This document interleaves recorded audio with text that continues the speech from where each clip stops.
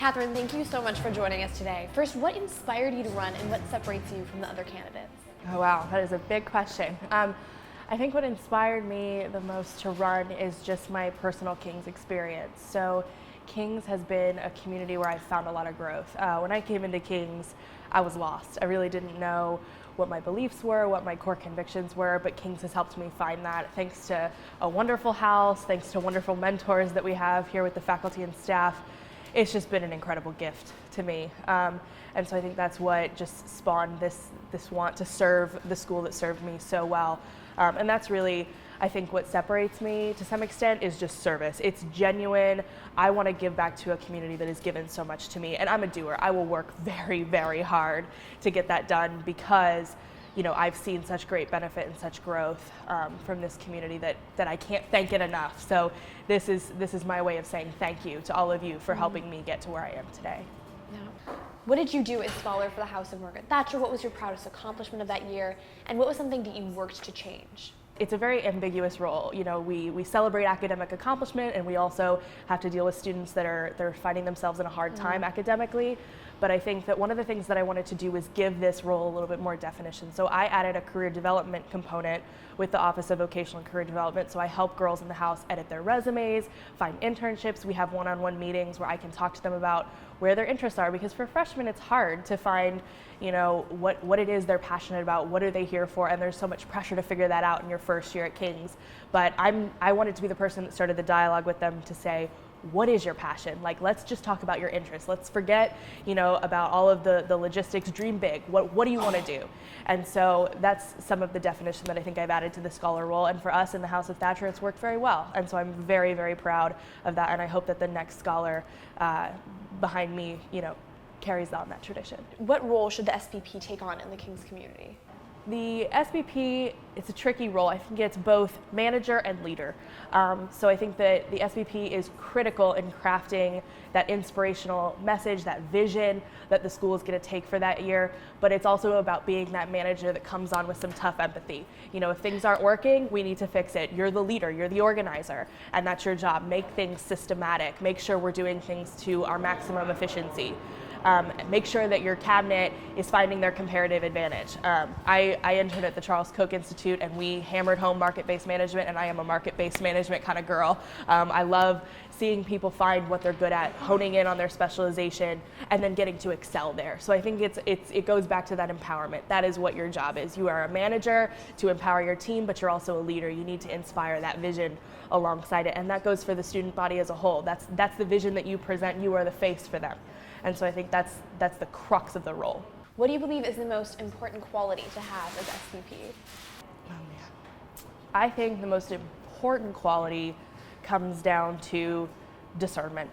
Discernment, responsible discernment is how I would qualify it, in saying that there are moments where you're going to have to make very tough decisions, especially with the new budget increase that just passed. I think we're going to have to make some very tough decisions. I mean, that's a small chunk of change for a lot of people that want it. And so I think that there are going to be people that are going to come away from that unhappy. And as a leader, I'm prepared to make those allocations. I'm prepared to face the consequences, but you better believe that I'm going to have justified reasons for why I allocate the money where I do. And I think that I'm going to have high expectations for the people that come in wanting a chunk of that money. And so I think that's a perfect example of where responsible discernment comes into play. You are the vision caster. You do get to dream big, but I think a lot of the job is getting down and dirty and doing the hard work.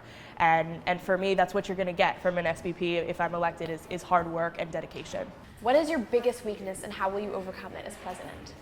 My biggest weakness, I think, when I look back at just all of my experiences up to this point in my life, is spreading myself a little too thin. I often take on more than is within my realm of accomplishment, my realm of responsibility. And I don't say that in an arrogant way. It's just that there's so much need for service that I feel like I can fill, that sometimes it's just very easy to stretch yourself too thin. And I think what SBP will do to help me grow in that is it will confine me, because the job description itself is management. You're not your director of finance. You're not the director of communications. Those aren't your jobs. Those aren't your tasks. Your job is to make sure that those people in those roles feel empowered and can do the job well. And so I think part of being constrained by that description is going to really help me learn how to not spread myself too thin, because those are people that are going to do that alongside you, and your job is to help them do their job well. Let's talk a little bit about where you stand in your faith and how that will influence your time as president. Yeah, sure. I'm going to be very honest. I'm young in faith. I found faith at King's, and I'm very grateful for that experience. The House of Thatcher has been instrumental in me coming to a belief in God, and that's something that I've been dialoguing about with my house advisor, something I've been dialoguing about with Dr. LeConte recently, because those are people that I feel like I can confide in and we can have that dialogue with. So I'm young in faith. But I think that this is a great opportunity for me to serve this community and grow with this community, because I think that we're all at a place where we have questions, right? And I've got a lot of questions, but I'm ready to learn. And I think that that's something that in this position, I have the capacity to lead very well, but I also have the capacity to sit back, take a back seat, and listen to my director of spiritual life and say, guide me in this direction. Help me get closer to Christ. Help me become more like Christ in my leadership. And help me have that dialogue for the school. Help me learn how to pray for the school. Those are very important qualities to me. Those are very important questions to me. And I think it's something that I'm prepared to step back in from a leadership role and say, help me learn. And that's something that I will be very intentional about selecting for my director of spiritual life, is somebody that can help me achieve that. And it's definitely something that I've dialogued with the administration about. I mean, it'd be something that I would definitely want Dean Leedy to help me with, because he's such an inspirational guy, right? I mean, you sit down with him and you're like, I could change the world. He's just so inspirational. I mean, that's how he is. And so having that dialogue with him, I think, would be very, very helpful as well. So I think I've got a great support system in place to grow, even though I'm young in faith. You mentioned Coolidge as a role model. Who are your other role models? Oh, man. Besides Margaret Thatcher. I was going to say, Maggie T's a big one. For me, I mean, I know it's kind of cliche to say, but it's my mom.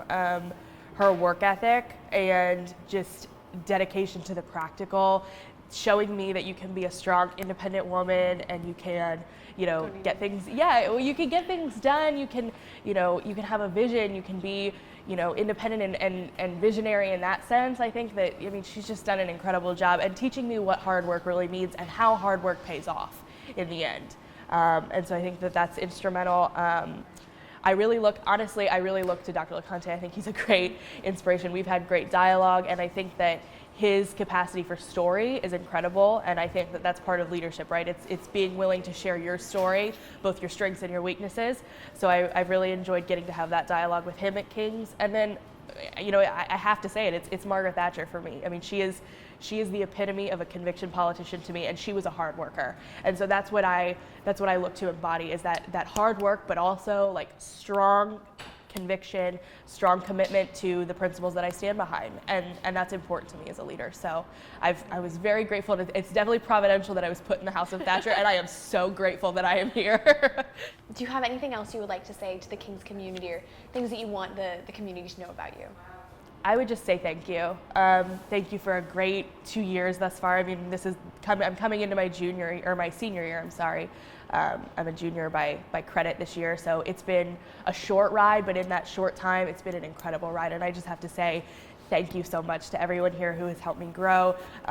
Whether you know me really intimately, very personally, or whether you've just been somebody that smiled at me in the hallway, that's an impact on my life, and I've enjoyed that time here very much. Katherine, thank you so much, especially when you're sick. Oh. We really appreciate your time. Thank you. It's been great. Thank you so much, Lydia.